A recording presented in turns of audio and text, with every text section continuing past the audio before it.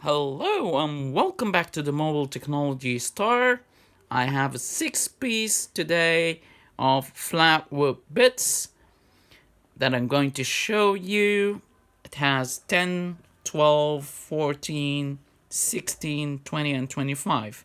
I'm going to install the 16 one into the drilling machine and test it out. Let's see. Okay, I just installed it into the drilling machine and I'm going to test that out. Let's test it here in that piece of wood.